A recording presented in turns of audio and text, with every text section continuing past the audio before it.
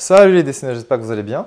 Aujourd'hui, je vais vous montrer comment dessiner des bâtiments de même taille dans la perspective et aussi espacés de la même façon jusqu'à l'infini, jusqu'à la ligne d'horizon. Vous allez voir que c'est vraiment pas difficile, mais il faut quand même comprendre les choses de base. Donc, pour comprendre la perspective, je vous demande toujours de dessiner ou au moins de vous imaginer les choses de profil strict. Donc, vous vous imaginez déjà le sol, avec le petit observateur ici, qui va regarder droit devant lui ici. Il peut être par exemple sur la route. Donc en face, il va y avoir des immeubles, donc ce sera tout à un point de fuite. Donc il va y avoir des immeubles espacés de la même façon, d'une certaine distance. Donc vu d'en haut ici, il va regarder en face de lui. Et il va y avoir donc une route et des immeubles espacés de la même façon jusqu'à l'infini. Donc on peut aussi subdiviser donc, les largeurs et les hauteurs en trois parties égales pour pouvoir y placer des éléments comme des fenêtres ou des portes. D'accord ? Et on peut faire ça sur tous les immeubles. Donc grossièrement, vous allez commencer à représenter un cadre ici. Donc ça, ce sera un cadre qui représente votre dessin. Ça peut être une case de BD ou autre. Ensuite, vous avez vu que la ligne qui représente la ligne de vision, la hauteur de l'œil, elle est relativement basse parce qu'il s'agit de représenter des immeubles ou en tout cas des bâtiments qui sont plus grands qu'un être humain.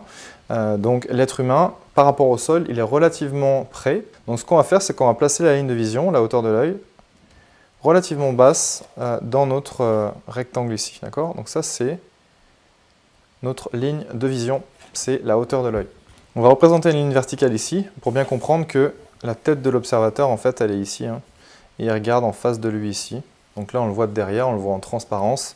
Il est en train de regarder la scène ici. Donc si je représente un premier immeuble, ce qu'il faut comprendre, c'est que toutes ces lignes ici, donc la ligne du sol, la ligne de la route, tout ça, elles vont converger vers un seul point de fuite qui va être là-bas. Donc par exemple, pour la route, ça peut être une ligne comme ça ici. Je vais la faire symétrique. On va dire que, pour simplifier un peu les choses, on va dire que l'observateur il est en plein milieu de la route. On va faire le haut des immeubles ici. Donc c'est cette ligne, celle que je viens de représenter ici, c'est la ligne qui est en haut ici. Vous avez vu que là, j'arrive à comprendre un petit peu mieux ce qui se passe dans la vue de profil. Donc ensuite, je vais représenter une première face donc, de mon immeuble. Ça va être l'immeuble numéro 1. Ensuite, je vais tracer un trait qui me permette donc, de dire que la base de l'immeuble 1 est là. Et dans notre champ de vision ici, on ne va peut-être pas voir l'immeuble 1 complètement ici. Alors ça, je ne sais pas si ça va être l'immeuble 0 ou l'immeuble 1, mais peu importe. On va dire que l'immeuble 0 il est plus proche de l'observateur, il est par ici. Donc ça, ce sera le début de l'immeuble 1. Il va passer derrière ici, et il va passer derrière ici. D'accord ? Cet immeuble 1 ici, dans sa hauteur, on peut déjà diviser ça en 3. D'accord ? Donc ce que je vais faire, c'est que je vais faire ça au crayon pour que ce soit plus clair pour vous. Mais cette hauteur-là ici, que vous ne voyez pas tout à fait, cette hauteur-là ici, qui est finalement ce segment-là ici, je vais diviser ça en 3 comme je l'ai fait ici, en 3 parties égales. Donc je vais faire pareil comme ceci.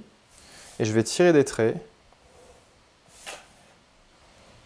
comme ceci, toujours vers le même point de fuite, parce que ça converge, toutes les lignes sont parallèles, donc elles convergent vers le même point de fuite.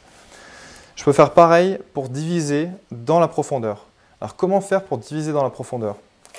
Pas facile, En fait, j'avais déjà montré cette technique pour construire des escaliers, c'est exactement la même. Ce qu'il faut faire, c'est de partir du point d'ancrage de l'immeuble ici, sur le sol, et on va prendre une ligne, ce qu'on appelle une barre de mesure ici. Elle est complètement aléatoire. La longueur est aléatoire ici. Donc on va juste subdiviser en 3 parce que c'est ce qu'on veut faire dans la profondeur ici. Et une fois que c'est subdivisé en 3, on peut se donner une profondeur par exemple ici. Donc ça va arriver sur le point de fuite qui est là-bas. Okay ? Ce point de fuite va me resservir pour la suite. D'ailleurs, ça va me resservir tout de suite pour diviser en 3 dans la profondeur la première façade. Donc pas la façade de face de 1, mais la façade de côté ici, celle qui donne sur la rue. Donc ça, ce sera la limite de notre façade. Hein. Ça va être, on va arriver ici, sur le dessin, ici, là-haut, juste là. Donc ça va être ici en fait. Donc maintenant j'ai subdivisé comme ceci ici. Et vous avez vu, on a déjà subdivisé notre façade ici en 3 parties égales dans la hauteur et dans la profondeur. C'est pas génial? Donc après il y a juste à placer les fenêtres. Hein. Donc on peut faire ça de n'importe quelle épaisseur. Hein. On va faire ça à peu près, il n'y a pas besoin de mesurer ici, mais on va se donner une petite construction ici pour une première fenêtre. Et on va faire pareil de ce côté-là. Hein. Elles ne sont pas parfaites parce que je ne me suis pas redonné des points de mesure ici, mais il aurait fallu se redonner des points de mesure. Donc on peut les dessiner directement, celles-ci.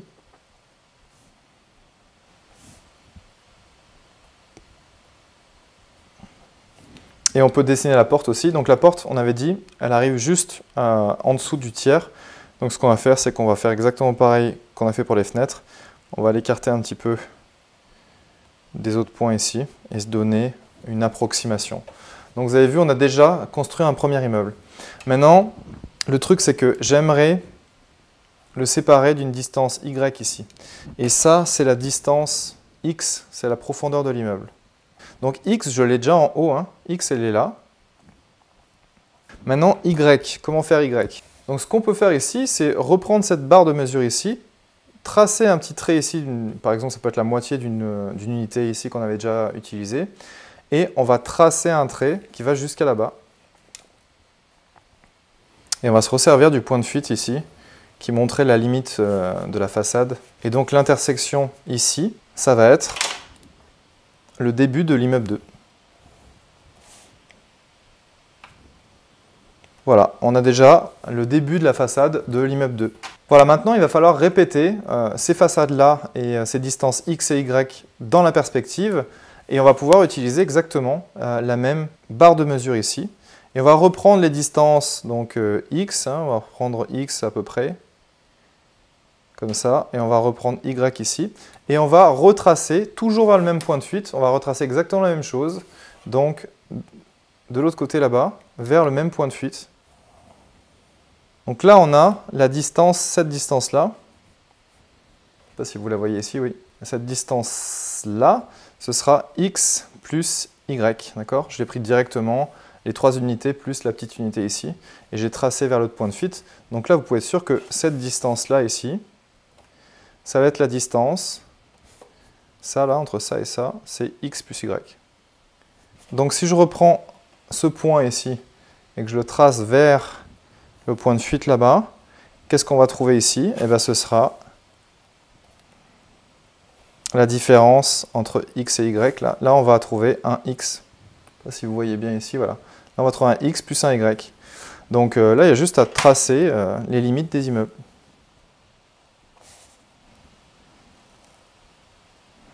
Et ça, c'est le début du 3e immeuble.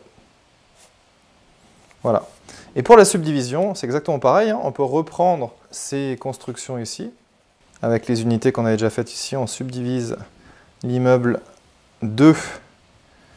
Donc il est déjà subdivisé dans la hauteur, mais il y a juste à subdiviser dans la profondeur maintenant. Et je prends les points qui sont au sol ici, et je subdivise.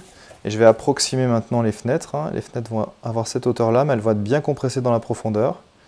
Donc elles vont ressembler un peu à ça. Et la porte, hein, c'est cette limite-là. Et dans la profondeur, on a déjà nos traits de construction ici. Donc vous avez vu, c'était relativement simple de faire ça. Donc là, la première fenêtre, elle a un peu aplati ici. Et je pense que c'est parce que je suis allé un petit peu vite ici, mais grossièrement, c'est ça. Et donc pour le 3e immeuble, je vais faire exactement la même chose. Je vais reprendre donc, ces points de mesure ici, je vais continuer ici, puis je vais retracer par là-bas, et je vais faire ça à l'infini.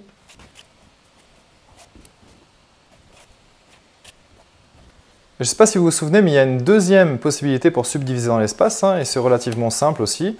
Donc vous allez subdiviser en fait une première distance ici qui va montrer donc, la distance X, hein, toujours. Donc j'ai fait ces diagonales-là. Ces diagonales elles vont montrer le milieu. Ensuite, j'ai trouvé ce point-là. Et après, j'aurai juste à tirer un trait entre ça et ça. Et là, j'aurai un nouveau un X. Mais comme ici, on ne cherche pas x, on cherche x plus y, et bien ça va être exactement pareil. Plutôt que de prendre la forme x ici, je vais devoir prendre la forme x plus y.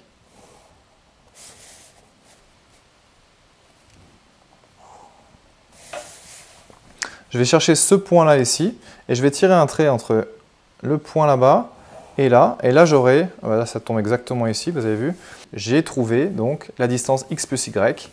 Donc je vais construire ça de l'autre côté maintenant. Avec cette technique-là, je vais prendre exactement le même début de l'immeuble 1 ici, de l'autre côté, hein, ça va être plus simple.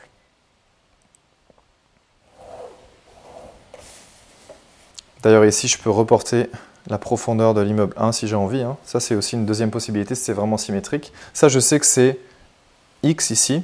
J'ai juste à placer y. Voilà, donc y. Je vais mettre ça au propre.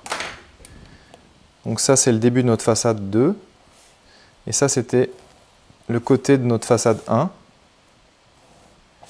Et ça partait comme ça ici. Et là, il y avait notre façade 0 qui arrivait à un moment donné ici, hein, mais peu importe. Donc ça, on va dire que c'est 1 ici. Ça, on va dire que c'est 1', c'est de l'autre côté. Et je vais maintenant tirer mes diagonales ici pour la distance x.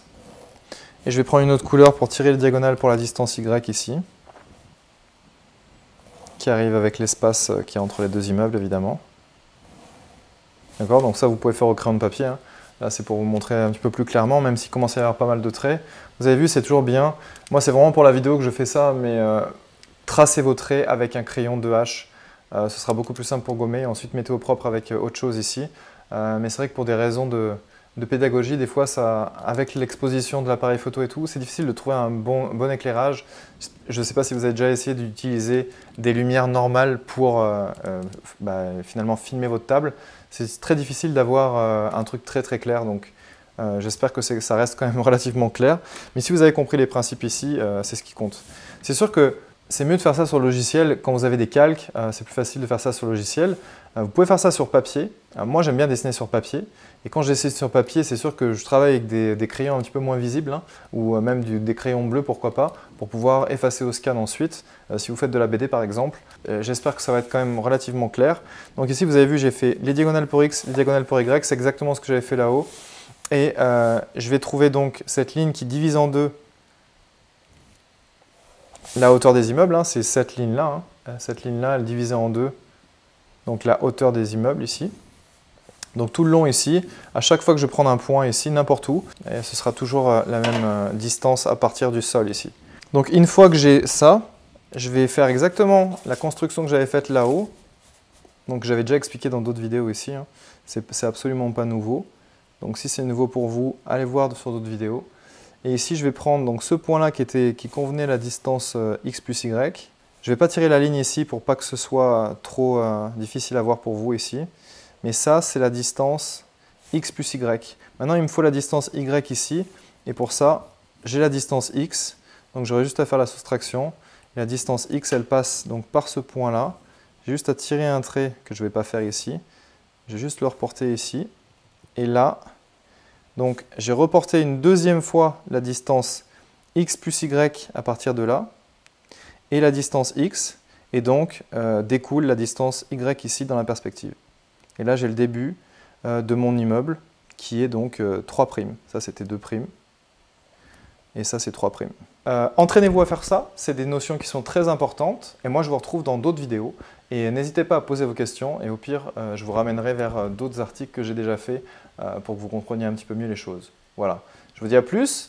Je sais que la perspective, des fois, c'est un peu imbuvable, mais si vous avez compris ces notions-là, sincèrement, vous avez fait le plus dur en dessin. Au début, je me rappelle, moi, quand j'ai appris la perspective, j'ai cru que j'allais vomir par terre, parce que déjà, je déteste les mathématiques. Donc, ne vous inquiétez pas si vous vous sentez un peu perdu des fois, je dis « Oh non, j'ai pas envie d'apprendre ça », mais sincèrement, apprenez ça une bonne fois pour toutes et passez à autre chose.